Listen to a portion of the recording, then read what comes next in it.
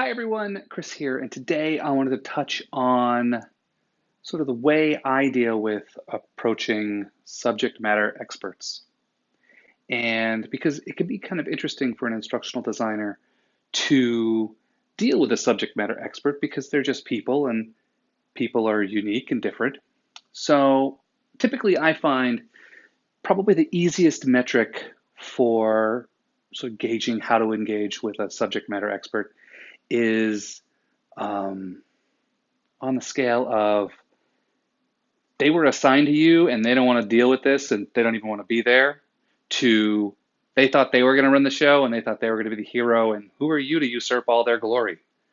Um, and it sort of flows on that dynamic.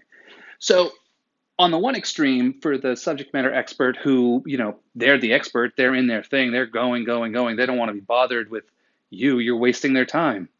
I find it really helpful to be very structured.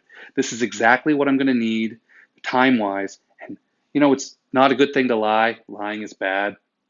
Lying is the devil. But sometimes embellishing can be helpful. And this, I find, embellishing, like how long you think it's going to take, can help.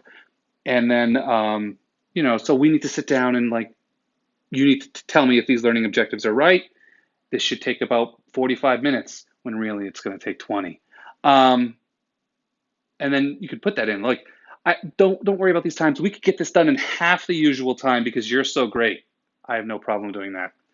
And then on the other extreme, you have the person who was told to make a class and you were assigned to them. And now they're like, who's this person here gonna take over, and this was my baby. And so for that person, I find it helpful to channel your inner Obi-Wan Kenobi.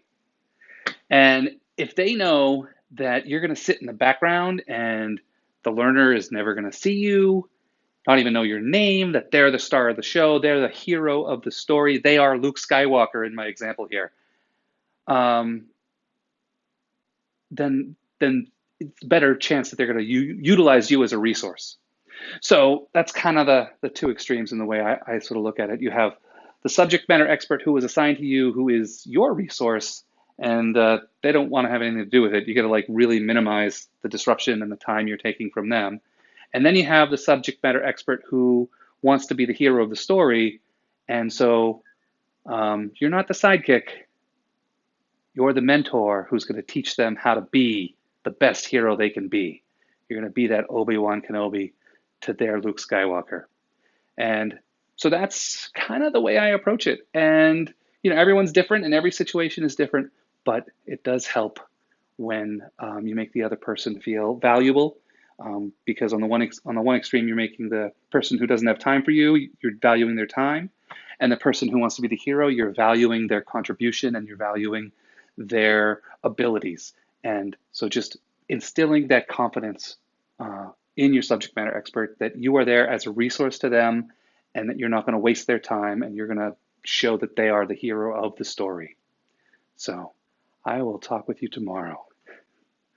But before I go, how do you deal with subject matter experts? And have you ever had a really good one or a really bad one that made your day or ruined your day? Anyway, I'll talk with you tomorrow.